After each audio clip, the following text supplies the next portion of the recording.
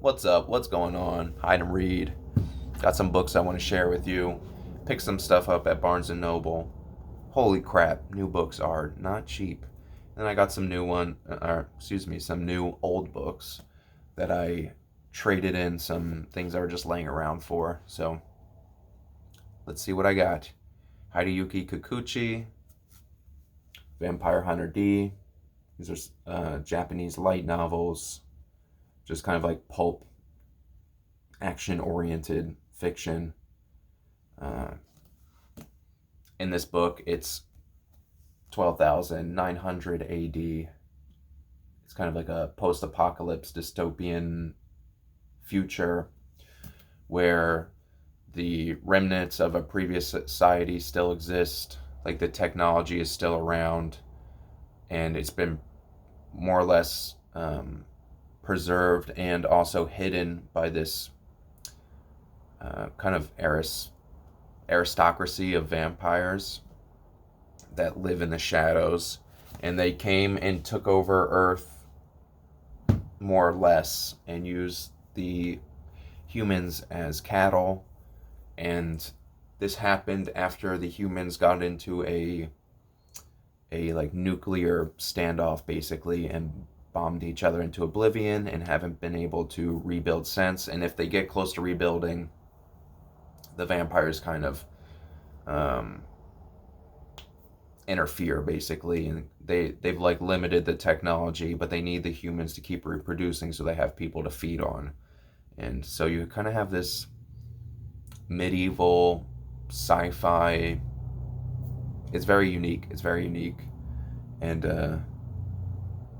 yeah, it's cool. Kind of like how if you're into The Witcher, how he goes around in those beginning books and he's kind of just fighting monsters, or how I like to read Gunsmith. Gunsmith goes around just,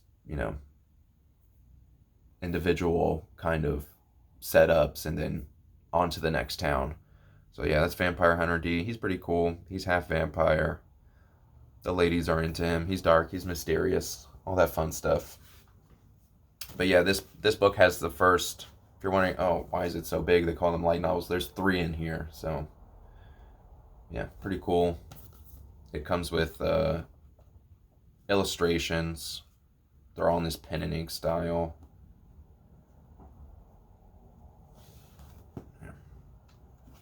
There's the guy himself. Give you an idea. I had a bunch of the singles, but I want to collect the whole set and read the whole set, so I figured it'd just be easier to buy these omnibus editions that have been, I don't know, maybe like 3 years ago they started putting them out, so I could catch up reasonably quick. And I don't know why I end up so much Japanese stuff, whether, yeah, it's completely unintentional, but I don't know if it's just for young America. I'm not that young anymore, but like we're kind of shown a lot of this kind of Japanese media, so I'm drawn to it or whatever. But it's like can't seem to escape it. Whether it's like martial arts, or I like all the samurai stuff, the weapons, and just keep getting drawn back to Japanese stuff. But yeah, here's Ring. Koji Suzuki. Remember this one? You watch the film, and then you get a phone call, and they tell you in 7 days you're gonna die. And that creepy girl that crawls out of the well, she climbs out of your TV and scares you to death. The Ring. I know a lot of people like the Japanese version. I never read it. Obviously, I don't read Japanese. I never saw the film, is what I was talking about. I need more coffee. Check out these edges with the white noise. It's pretty cool. And then they reproduce the author's signature on the back for you. How cute. And then here's the original cover. So that's what you get with a Barnes & Noble exclusive. And like I said, this thing was not cheap, man. What choice did I have? I wanted it. And now I have it.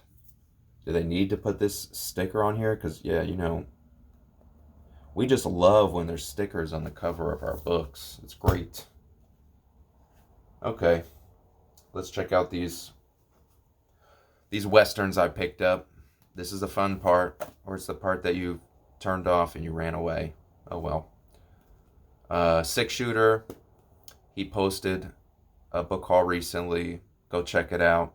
He says some cool stuff towards the end of it about getting into reading westerns that I definitely agree with, and we'll probably make a separate video about later. But especially as somebody that's recently started reading westerns and became a fan of the genre, I can, I don't have an expert opinion, but it's it's fresh enough in my memory that I can share with you that. So, but he suggested personally to me that I read Lauren Payne. I didn't have any books by Lauren Payne. Here's one, Guns in the Desert. This actually has another novella in here, so they must be pretty short. The Silent Outcast. I don't know anything about Lauren Payne. I never read any of the Lauren Payne westerns, but when Six Shooter told me to read one, I knew I had to. Here's another Lauren Payne, Night of the Comancheros. That's a real cool thing about westerns too. You always get nice covers. Almost always. More recently, they started using like kind of AI, kind of generated stock type covers. I'm not that into them, but they're interesting.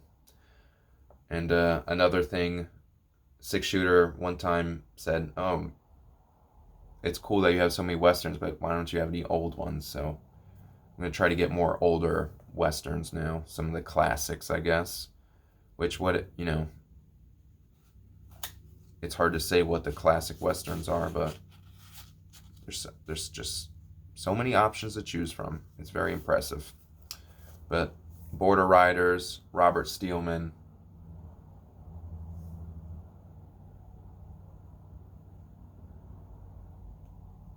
Yeah, these border stories are always pretty cool because there could be different kinds of laws on either side of the border, and sometimes these guys cross back and forth so many times that they've offended everybody on both sides, and they really don't have anywhere to turn to. So all they have left to do is stand and fight, and sometimes they end up fighting two different groups that would generally be fighting each other anyway. So they really are kind of like loners in that sense. But yeah. And also, it kind of puts into question who's the good guy, who's the bad guy. It's not always whoever's in charge or whoever's in authority is the good guy. I feel like that's a big misconception with westerns, that it's like appeal to authority, but a lot of westerns are not like that. Anyway, Action at Boundary Peak, Stuart Brock. Didn't know anything about this one, but if you can buy a book for 35 cents, it must be up there in age. And a lot of these are from my local bookstore that I know a lot of these books have been there since like the year 2000 basically. And I'm in New Jersey. People don't really read a lot of westerns. It's not that popular. And they've just been sitting on the bottom of a shelf covered with stacks of other books in the way, or empty cardboard boxes. I mean, I had to clean all these off. They were covered in spider webs and stuff. Willow Turner, Blood Dance. I haven't read anything by this author, but I've seen a lot of his books, so I grabbed two. And this one's something about a stagecoach robbery. And yeah, that's always fun. Here's my other Willow Turner, Shortcut to Devil's Claw, with a nice painting on it. And this one, a woman's husband is murdered, and she hires a shootist. And I'm assuming that's the guy on the cover.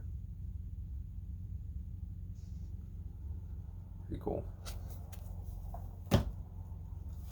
I gotta get at least one gunsmith, I bought most, if you could see up here,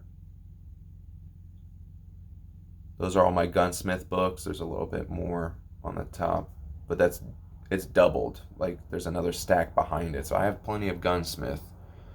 Uh, I bought most of the ones that were in good condition from this store, and now I'll buy the ones in less than desirable condition. This one is Grave Hunt, number 175. Another cool thing about Westerns, if you see these, there are exceptions, but most of the time when you buy a book in these series, like you can read any of them. You don't need to start at one. You don't need to go from one to two. You could just read through them at your own leisure. You'll learn the character as you go. It's not a problem. And a lot of times the writing, especially if it's one writer, that's like in the case of the Gunsmith, from what I can tell, from what I gather, Robert Randisi, writing as J.R. Roberts, wrote all of those Gunsmith books. If he didn't, I just haven't figured it out yet, but I'm pretty sure that, to my current knowledge, he wrote all of the Gunsmith books, and the writing gets better in the later books, in my opinion. Revenge in Little Texas, Jason Manning. It's a little beat up, but it had a nice cover. Now, this is a cowboy western. Not all westerns are cowboy westerns, but a lot of times when they're in Texas, they are. I don't know. What is it about? We'll find out when we get there. All right, last one. This is like one of my favorite tropes for a western. Gary McCarthy, the Mustangers. So they go into an area where, well, if you know your American history, you know that horses weren't here until the Spanish brought them. And the Spanish were pretty tight about not letting the natives and not letting the English or the French get a hold of the horses. It took a long time for other people, for people who weren't Spanish, to get the horses. Like, they didn't want the native Mexicans having horses. They didn't want native, like what we call Native Americans getting horses. They definitely didn't want the English having horses. They didn't want them having the Spanish horses. But eventually, they leaked out and people got them. And then, as they go west, the horses get away. They start their own herds. And cowboys realize that they can make money by capturing these wild Mustangs and, domesticating them as much as they can and then getting a profit for them. And the same thing with cattle, too. You'll read a lot of westerns where there's like unbranded cattle. And the reason why they're branding the cattle is so that you can identify whose property it is. If the cattle doesn't have a brand, it doesn't belong to anybody. There weren't like strict property lines. They didn't start putting up fences, until they invented like barbed wire, I guess, was the big scandal of Western living, is when they started putting up the barbed wire and really changed things a lot. And yeah, that's how they tamed the West. It's a interesting and kind of sad history, to be honest, but something for you to think about, look into, and I got a lot of reading to do. So until next time, find somewhere to hide, find something to read. Peace.